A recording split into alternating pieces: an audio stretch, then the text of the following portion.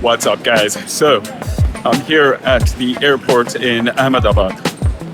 Just got off Go Air a couple of minutes ago. Woo! Just got off Go Air a couple of minutes ago. And making my way in to the terminal for the next flight. Damn it, dude. There we go. Making my way into the terminal for the next flight that's going to be on board Akasa Air. Excited to see what they have to offer. Now, let's make our way into the terminal and check out the airport. The Sardar Vallabhbhai Patel Airport in Ahmadabad was set up in 1937, and international operations at this airport began in January 1991. The airport is named after Sardar Vallabhbhai Patel, the first Deputy Prime Minister of India. Let's make our way into the terminal and get checked in first. In 2017, this airport was awarded as the most improved airport in the Asia-Pacific region by Airports Council International. As of 2023, it is the 7th busiest airport in India. Just got into the Ahmadabad airport here and wow, check out this terminal. In 2019, it received 3 more awards: Best Airport for Customer Service, Best Airport for Environment and Ambience, and Best Airport for Infrastructure and Facilitation. Self-check-in kiosks were present inside the terminal, but they didn't have an option to check in for the Akasa Air flight, so I made my way to the check-in counters for the first time. The lines were pretty short, and I made it to an agent fairly quickly, where I was given some bad news. Alright, so flight's not till 1, so they told me that the check-in doesn't start till 10:30. Right now it's 8. So let's find a place in this beautiful terminal and charge up the phone first. And maybe get some food or something. So I walked around the terminal looking for a place to charge up the phone. I found a charging station, plugged in the phone, and decided to get some work done as I waited for the check-in to begin for the upcoming flight. Alright. It says check-in open on the display. So let's see if I can check in this time. After the 2.5-hour wait, I made my way to the check-in counters once again. This time around, there was a large line ahead of me for the counters. Honestly, if I did not have this bag with me, I could have just used the online check-in and be inside by now. Eventually, I made my way to a counter and got checked in by a friendly and polite Akasa agent. Alright, checked in. Finally. Got the boarding pass. And now, let's make our way through security. Finally, after having checked in, I made my way towards the security checks. Alright, made it through security. Now let's start airport or Scareport. The first thing that caught my attention right after clearing security were the large windows that gave some views to the flights outside. Given the layout of the airport though, the views were fairly restricted. There is visibility to the flights outside, but it's not amazing, unfortunately. So, boom, +1, Scareport. Cafes and restaurants were scattered across both the levels of the terminal, and on the upper level, there was a full food court with a variety of different restaurants and some fast food options as well. There was also this store called the Chocolate Room, but given that their marketing campaign was based predominantly on spreading lies, the store was shut down. For breakfast, I decided to try out this cafe called Baker Street, which I had seen at a few other airports across India. After some deliberation, I settled on the Sev Batata Puri and Badam Milk, a sweetened, almond-flavored milkshake. The Batata Puri was alright, but the Badam Milk was pretty good. There are plenty of food options to choose from. Also, I'm told that many of the restaurants here are open 24 hours. Boom. +1. Airport. There were accessible restrooms throughout the terminal and places where you could get drinking water as well. Boom. +1 airport. There were a few shops on the upper level of the terminal, and what I liked is that there were a few non-generic shops, which you couldn't find at other airports, such as this shop for beards, and this shop called House of Candy, and this perfumery where you could get scents such as Chai Coffee and Shiva Sutra.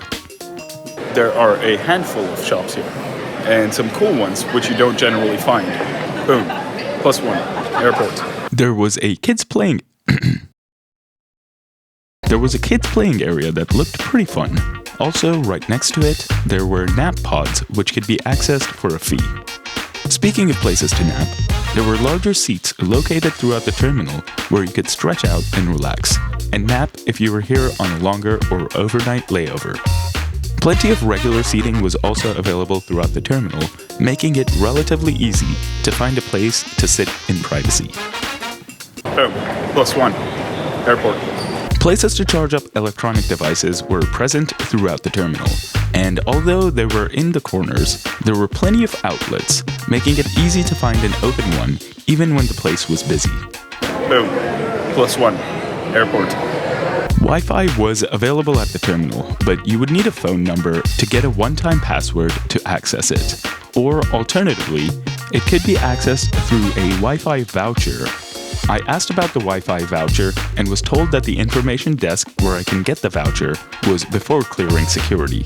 And since I'd already cleared security, I wasn't able to go back, get the voucher, and test it out.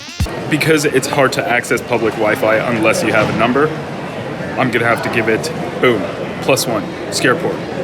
There was a wall that contained different pictures and historical information about MK Gandhi, one of the key players in the Indian independence movement. It wasn't until visiting this airport that I found out that Gandhi was born in the state of Gujarat, just a few hours away from Ahmadabad. +1 airport. Alright guys, so our total tally comes out to 6 for airports and 2 for Scareport, making Terminal 1 at Ahmadabad officially an airport. Anyways, let's get back to the airport. There's some stuff about Akasa that I want to share with you.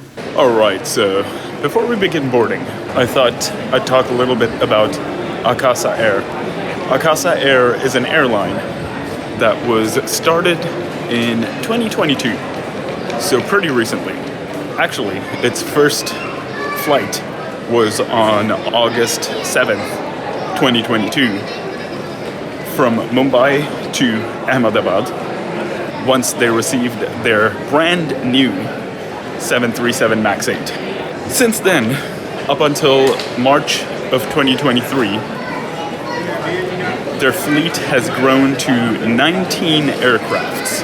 Now, plans are, once they hit 20 aircrafts in their fleet, they would like to start looking at international routes as well, which would be cool, and which is something I'm going to keep an eye out for. But for today's flight, we're going to be going to Bangalore from Ahmedabad, and it's a total 2-hour flight.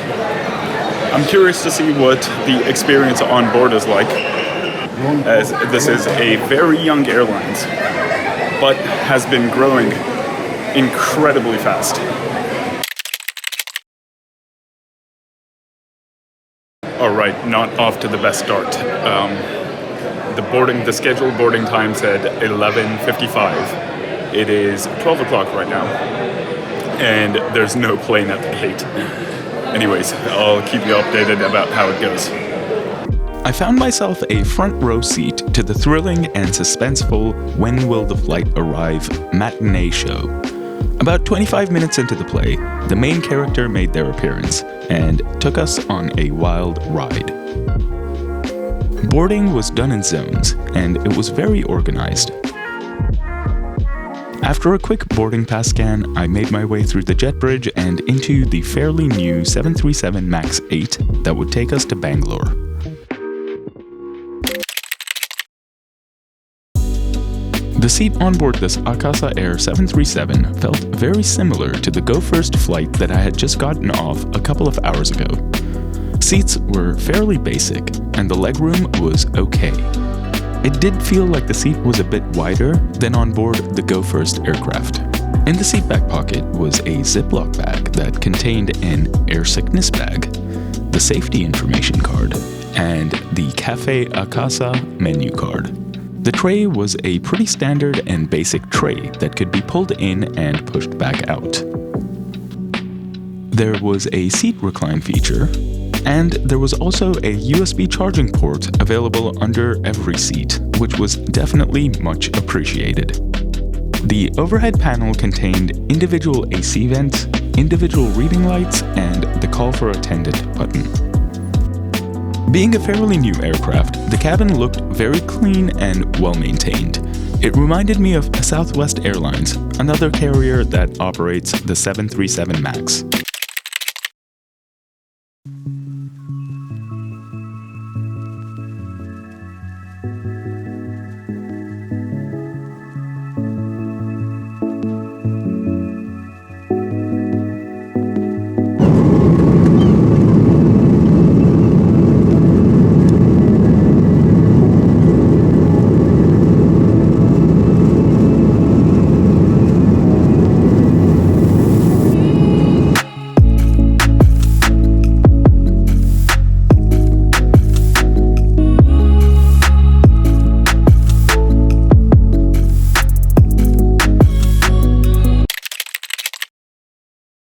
Cafe Akasa, Akasa's buy-on-board meal service, rolled out shortly after the bumpy takeoff from the Ahmadabad airport. Food options on board included items such as sandwiches, salads, burgers, and a variety of different ready-to-eat hot meal options. There were various hot and cold beverages available on board as well. And being a domestic flight within India, alcoholic beverages were not available for purchase on board. The ready-to-eat hot meals, similar to Go First, were not pre-cooked meals, but rather boxed meals, which were prepared by pouring hot water. I ended up getting the vegetarian biryani on board this flight, which came along with some wooden utensils. The biryani was alright, nothing too great. There was no Wi-Fi or entertainment portal on board Akasa Air, which, to be honest, I really liked, as this meant I had less editing to do for this video.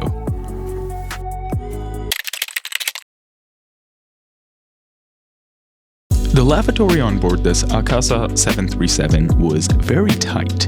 It reminded me of the Southwest 737 lavatory, which was pretty small as well. The sink was tiny, and washing both hands at the same time was a bit of a challenge. There was a baby changing station on board, and instead of a spray air freshener, there was a deodorizer hung to the door, which did keep the lavatory smelling pretty fresh. Other amenities included soap, sanitary napkins, and air sickness bags. Overall, a very tight and condensed airline lavatory, but it was very clean.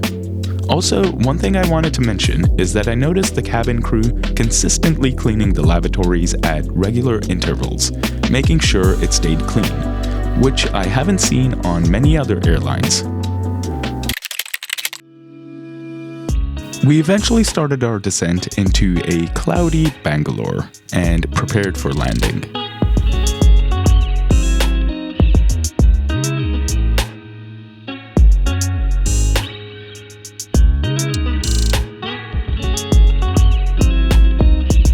Got off Akasa here at Bangalore.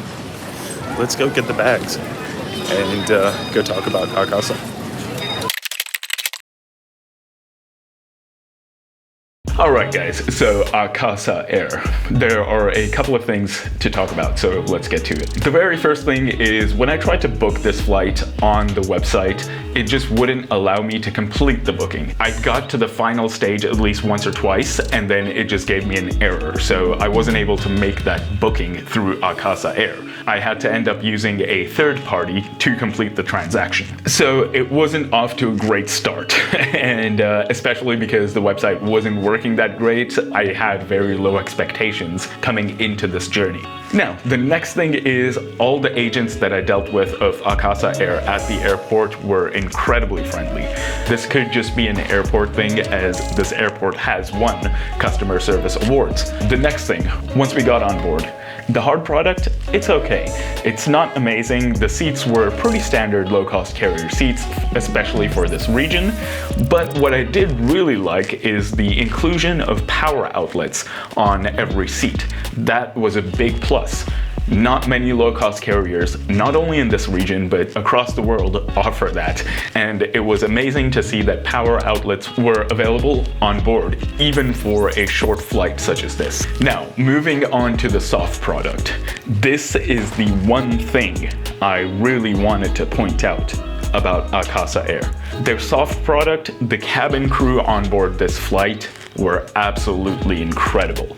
They were very polite, they were very friendly, and they were very proactive. Dare I say that the cabin crew on board this flight was about as good as Emirates, Qatar Airways, and Etihad.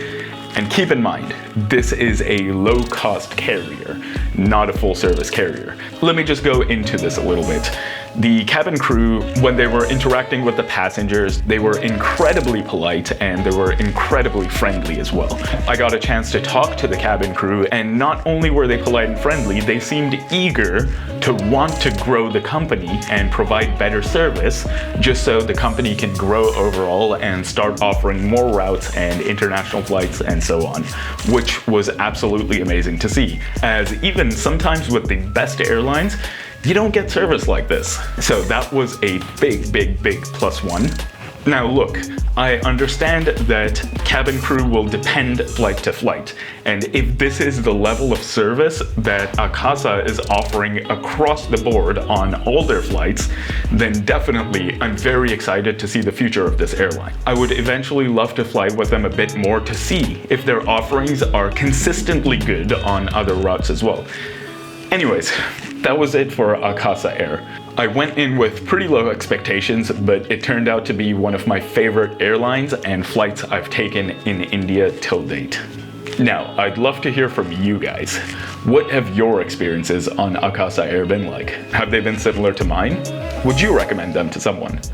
Let me know down in the comments below. I hope you found this video either helpful or entertaining, and if you like content like this, then consider subscribing, as I'll be releasing weekly videos of different airlines around the world. Anyways guys, thanks for watching, and I'll see you on the next one.